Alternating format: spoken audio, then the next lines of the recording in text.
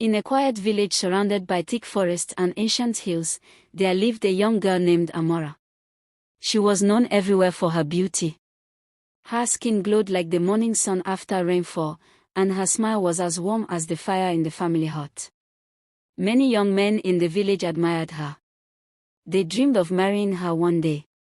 They imagined walking beside her during festivals, holding her hand as the drums beat loudly into the night. Amora's parents loved their daughter dearly. They wanted her to marry someone kind, someone who respected their family traditions, someone who understood the importance of community and elders.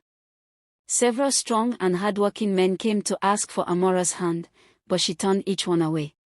She said none of them were good enough. She believed she deserved a life better than simple village farming and daily chores. She dreamed of wealth, beautiful clothes, and a life that would make others envy her. The elders noticed her pride and they worried. They warned her that beauty alone could not feed a family, and that pride could blind a person to truth. Amora listened politely, but inside her heart she refused to change her mind. She believed she was made for something greater than this village life. One evening, the sky darkened quicker than usual. The moon hid behind thick clouds, and the air carried a strange stillness. The villagers gathered inside their huts earlier than normal, because something about the night felt different. Even the crickets that usually sang loudly had gone silent. Amora sat alone in front of her home, thinking again about how no man in the village was worthy of her. She dreamed of someone mysterious, someone powerful, someone who would take her far away.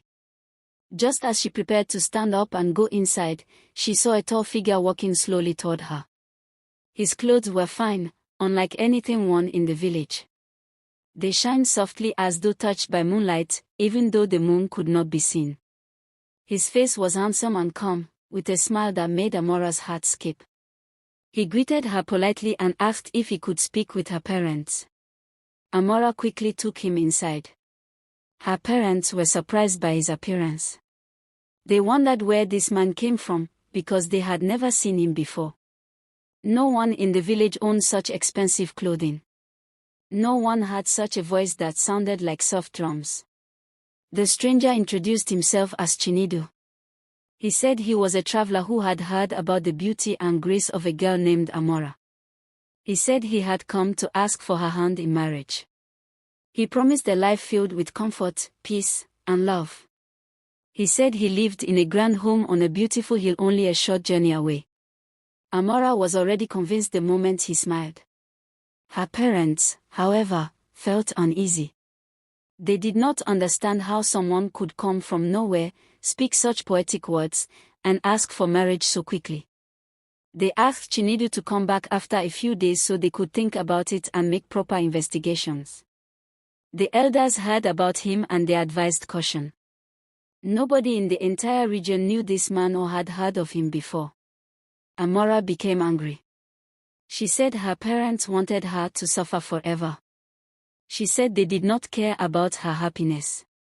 Her parents tried to calm her, but she refused to listen. She believed destiny had finally blessed her. She believed the life she always dreamed of was now at her door, and no one would stop her from entering it. The next night, when the air was cold and the wind whispered through the trees, Chinedu returned. This time, he asked Amora to come with him immediately.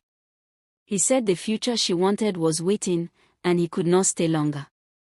Amora did not even pack her belongings. She grabbed her necklace, the one her grandmother gave her when she was young, and told her family she was leaving. Her parents cried and begged her to wait, but she refused. The elders shouted warnings about spirits that take different forms, especially handsome ones. They said a stranger who arrives in darkness should not be trusted easily. Amora blocked her ears with her hands. She only saw the life she wished for, shining in front of her like a golden road. She followed Chinedu into the night. No one else dared to follow them. The villagers stood at a distance, watching as the two disappeared into the forest path. The darkness swallowed them whole. The birds remained silent. The wind blew harder, almost like it was trying to speak a warning that no one could understand. As they walked deeper into the forest, Amora noticed something strange. She looked down at the ground. She could hear Chinedu's footsteps, but she could not see his footprints in the soil. The ground remained untouched wherever he walked. Her heart jumped, but she forced herself to remain calm. She told herself she must be imagining things. They continued walking, and the trees around them grew taller and thicker. The air felt heavier. It became difficult to breathe.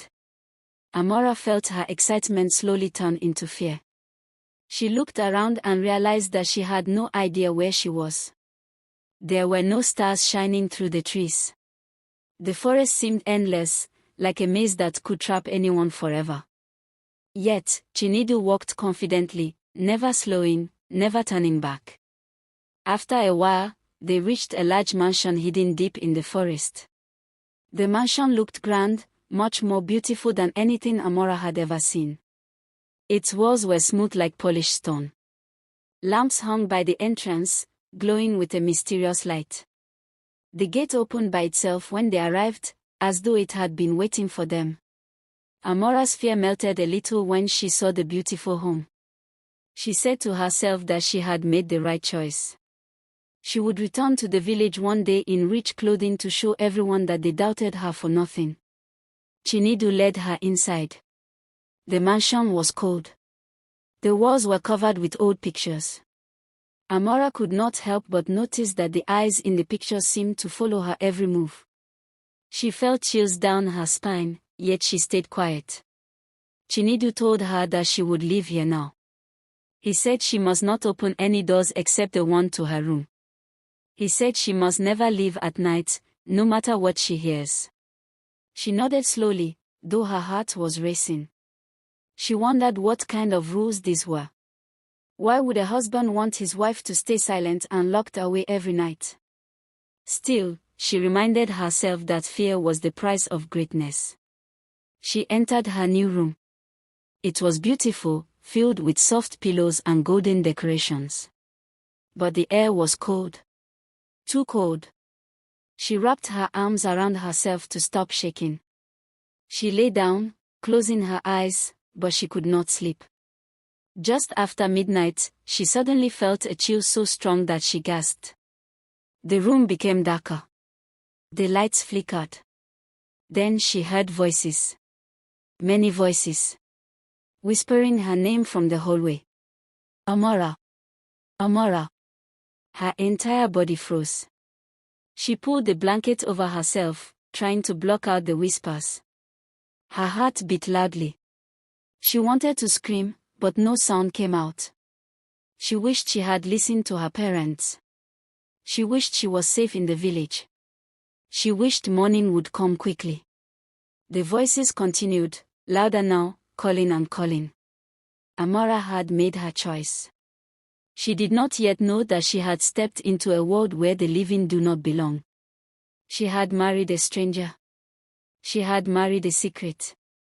She had married a ghost, and the night had only just begun.